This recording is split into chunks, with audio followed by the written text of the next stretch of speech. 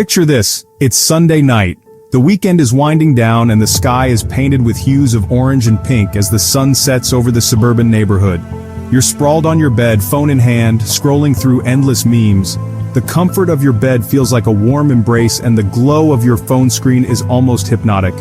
You know you have a mountain of homework due tomorrow. Textbooks and notebooks are scattered around you, each one a reminder of the tasks you've been putting off. You know you should get started. The clock is ticking, and with every passing minute, the weight of your responsibilities grows heavier. But that latest TikTok compilation just popped up and, well, one more can't hurt, right?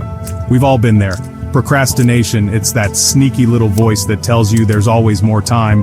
That sneaky monster that whispers sweet nothings of delay, lulling us into a false sense of security.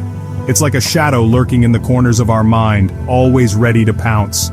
We tell ourselves we work better under pressure. We convince ourselves that the adrenaline rush will fuel our productivity. We convince ourselves we'll have more time tomorrow. Tomorrow, when the sun rises, we'll be more focused, more determined. But deep down, we know the truth. The anxiety builds, and the looming deadline becomes a source of constant stress. Procrastination isn't about time management, it's about managing our emotions. It's about facing our fears, our doubts, and finding the strength to overcome them. The homework monster isn't invincible. It's just a reflection of our inner struggles. So why do we do it? Why do we find ourselves caught in this cycle of procrastination, knowing full well the consequences? It's a question that has puzzled many of us, especially when we find ourselves in the throes of a looming deadline or an overwhelming project. Why do we choose the temporary comfort of avoidance over the long-term satisfaction of accomplishment? The allure of immediate gratification often overshadows the benefits of delayed rewards. We seek solace in activities that provide instant relief, even if they are fleeting and ultimately unfulfilling. Often it boils down to fear of failure, fear of judgment. These fears can be paralyzing, making even the simplest tasks seem insurmountable. We worry about not meeting expectations, about being criticized, or about not living up to our own standards. Fear of not being good enough.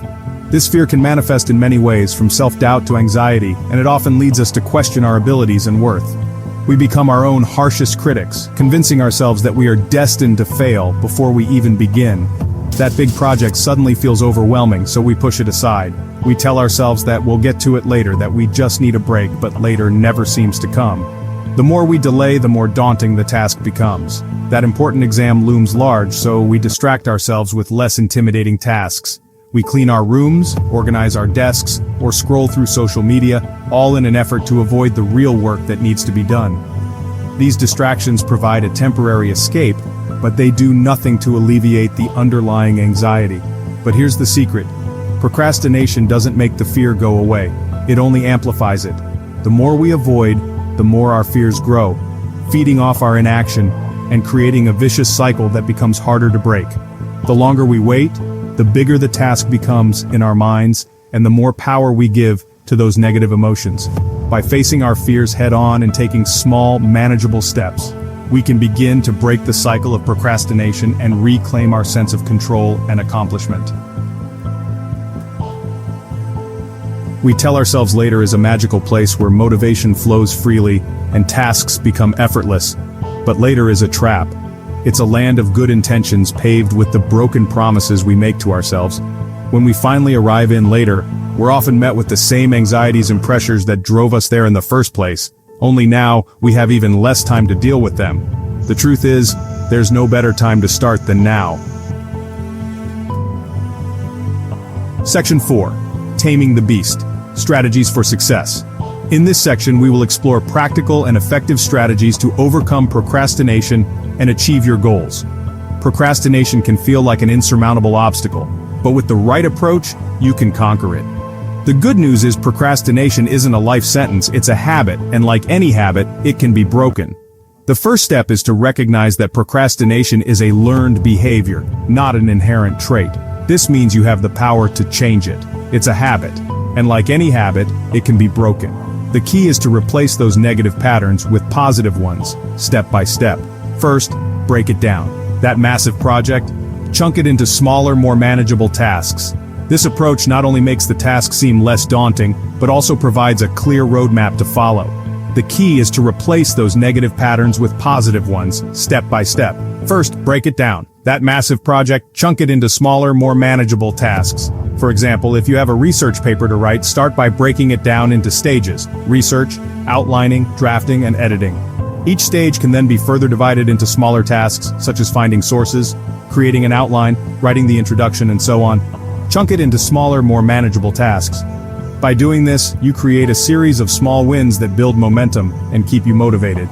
Each completed task gives you a sense of accomplishment and brings you one step closer to your goal. Suddenly, that research paper doesn't seem so daunting when you break it down into research, outlining, drafting, and editing. Second, set realistic goals. Don't try to go from zero to hero overnight. Start small and build momentum. Instead of aiming to finish the entire textbook, focus on one chapter today. This approach makes your goals more achievable and less overwhelming. Don't try to go from zero to hero overnight. Start small and build momentum. By setting realistic goals, you avoid the frustration and burnout that often come with trying to do too much too quickly. Celebrate your progress, no matter how small, and use it as fuel to keep going. Start small and build momentum. Instead of aiming to finish the entire textbook, focus on one chapter today. This way you can track your progress and see tangible results, which can be incredibly motivating. Remember, every small step counts and contributes to your overall success. Instead of aiming to finish the entire textbook, focus on one chapter today. Finally, eliminate distractions. Silence your phone, close unnecessary tabs, and find a quiet space where you can focus. Distractions are one of the biggest obstacles to productivity, so it's crucial to create an environment that minimizes them. Focus on one chapter today. Finally, eliminate distractions. Silence your phone, close unnecessary tabs, and find a quiet space where you can focus. If you're easily tempted by social media, try using website blockers or apps that limit your access. These tools can help you stay on track and maintain your focus. And find a quiet space where you can focus. If you're easily tempted by social media, try using website blockers or apps that limit your access. Additionally, consider setting specific times for breaks and sticking to them. This way, you can enjoy your downtime without feeling guilty and return to your work with renewed energy. If you're easily tempted by social media, try using website blockers or apps that limit your access. Remember, the goal is to create a productive environment that supports your efforts to overcome procrastination. By implementing these strategies, you can develop new habits that lead to long-term success. Try using website blockers or apps that limit your access. With persistence and dedication, you can tame the beast of procrastination and unlock your full potential. Remember, every journey begins with a single step, and every small effort counts towards achieving your goals. Section 5, Bite-sized bites for big wins. Remember the power of the 2-minute rule? Feeling overwhelmed by that history essay? Tell yourself you'll just work on it for 2 minutes. Chances are, once you get started, you'll find it's not so bad after all, and you'll keep going. Celebrate your victories no matter how small. Finished a chapter? Great. Wrote a paragraph? Awesome. Every step forward deserves recognition. Section 6, the power of starting small. Remember, you don't have to be perfect, you just have to start. It's easy to get caught up in the idea that we need to wait for the perfect time or the perfect plan, but the truth is there's no such thing as perfect. The most important thing is to simply begin.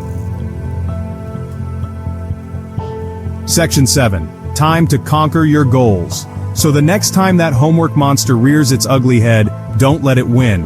Arm yourself with these strategies, embrace the power of starting small, and watch as you conquer your goals one step at a time. You've got this.